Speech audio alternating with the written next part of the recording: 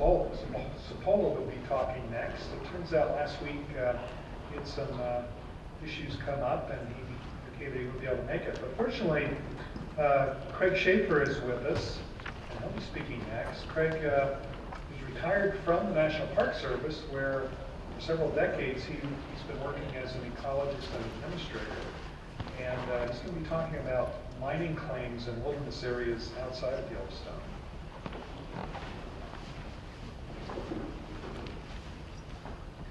Well, welcome. This talk's going to be a little different, and I'm not going to be talking about landscape monitoring, but more about the need for information monitoring. This is not really a research, but it's an attempt to try to ascertain how well some federal databases can answer some very basic questions about wilderness life. Are there still any active claims remaining in certain wilderness? The type of thing that any congressman might ask. And I'm not a mining person, I'm an ecologist, so I had to struggle with this, and I'm still learning.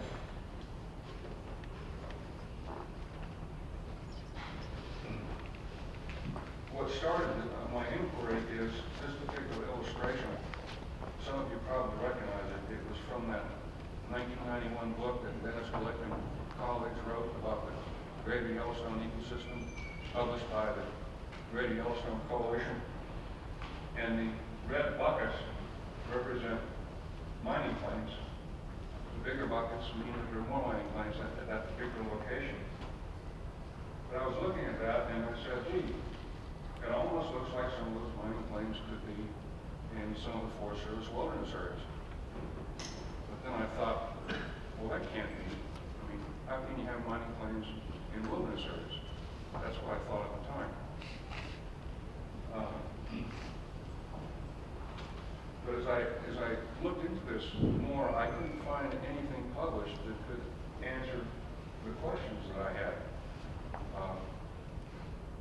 And I finally found out that the BLM does have this database called LR2000, and that's where all their information on mining claims is.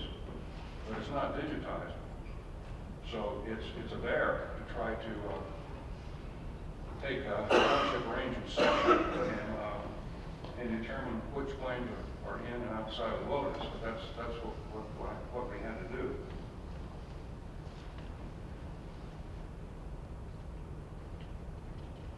So I identified the 5 largest Forest Service wilderness areas that abut either Yellowstone or Grand Teton.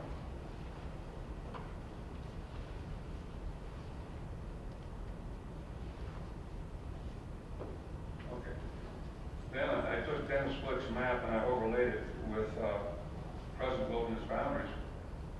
And as you can see, it looks like if this information was accurate, I didn't know whether it was or not because it's from the late 1980s, it looks like there are claims right in the middle of these wilderness areas.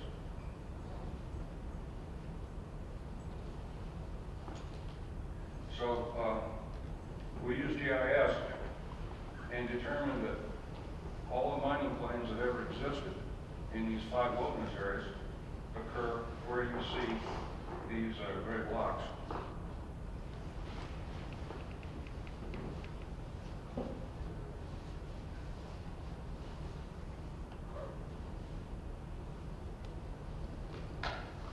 Now, the little yellow blocks up top there, they represent open mining claims that exist today, and they're all in one national forest.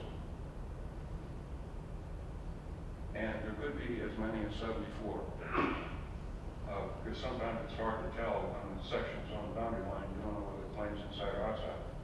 But if the BLM database is correct, then there's plenty of open mining claims still in that one wilderness area.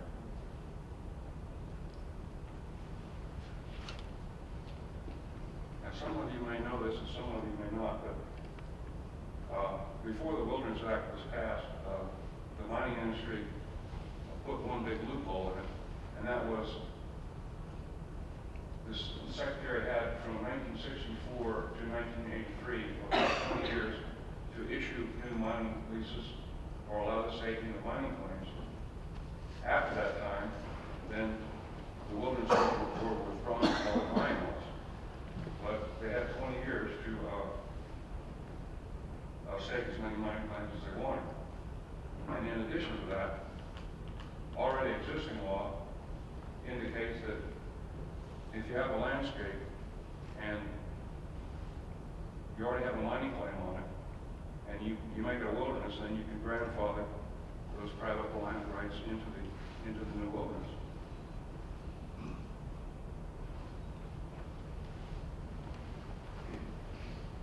Well, this is sort of a tabulation of what I came up with.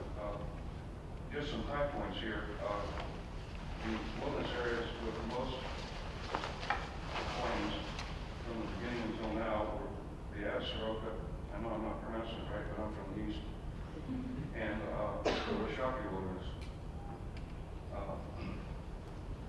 And if you look at just the Absaroka Beartooth, you'll see that the total claims in that wilderness from like the 1930s to now total about 2,300.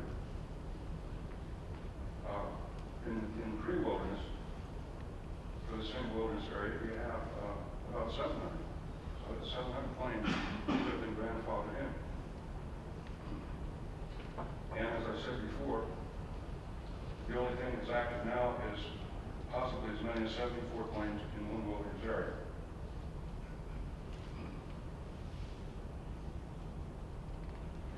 I'm going to skip that because there's some bad information on it. Here's some highlights. The 5 wilderness areas had as many as 1,500 to 3,300 hard rock mining claims. And possibly as many as 440 could have been grandfathered into these 5 wilderness areas. During the 20-year window of opportunity, thousands of claims were filed. But today, as I said, there's only 74 in one wilderness area.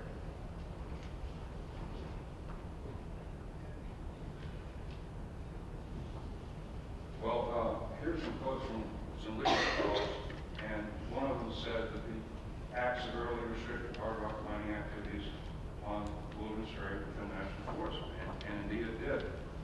Because just because you have a mining claim in the middle of the wilderness, you still have to go through the Forest Service. The Forest Service has to approve the application. And they also have a lot to say about how you can assess the mining claim. And building a road through wilderness to get to your mining claim is one of the options that the Forest Service rarely grants. They may say, well, you can mine by helicopter, and that, of course, cools off everybody's ambitions to mine.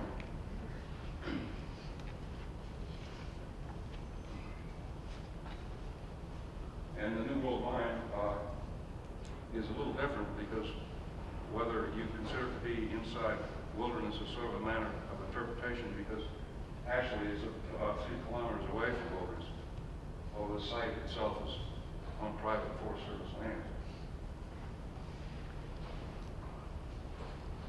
So to sum up, in spite of the loopholes in the Wilderness Act, neither mining nor oil and gas extraction ever occurred in any of my 5 wilderness areas, or any of the wilderness areas in the Greater Yellowstone for that matter, except for the New World Mine. If you look at the legislative history of the Wilderness Act, it's hard to tell whether the sponsors of the act intended these wilderness areas to buffer the national park. But indeed, they function in that capacity in terms of mining.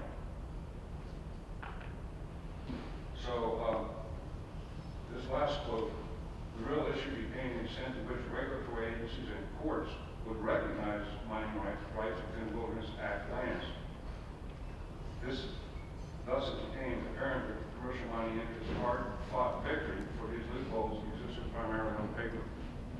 So even though you have laws that permitted mining in wilderness, the wilderness designation is such a deterrent that it really stopped development from occurring. But of course, I'm not talking about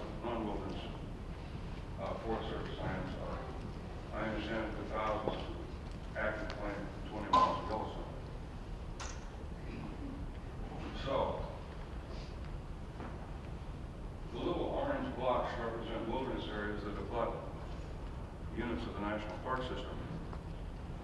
And what I found out, it sort of begs the question, do these park superintendents really know how many open mining claims exist in the wilderness areas that abut their parks? My suspicion is they don't, because the information is so hard to get at, you know. But I think it would be a useful thing to know, because sometime in the future, somebody might want to mine, and then the NGOs will become involved, and you might have another situation like the New World Mine. So I think this information needs to be more carefully monitored so that protected area managers aren't caught by surprise.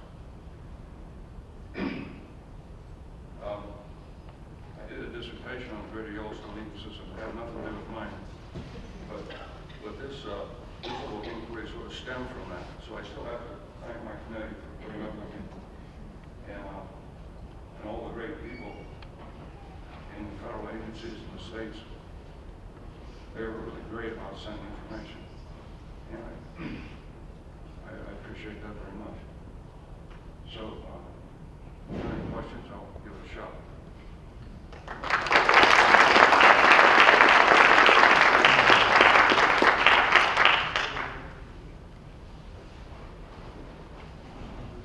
Do you know of any of the mining claims? Has anyone tried to propose any active strategy mining, or No, none of them have?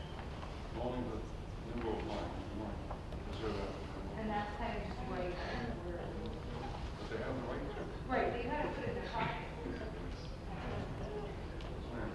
So the wilderness area is already used in there, so are the mining operations really have the potential to become large scale, dangerous, so to say? My suspicion is that it'd be hard pressed to get by once this approval process.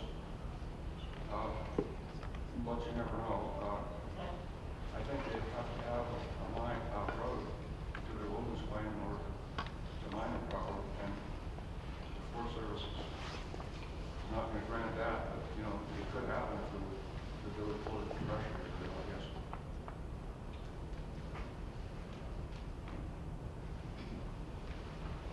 Another question?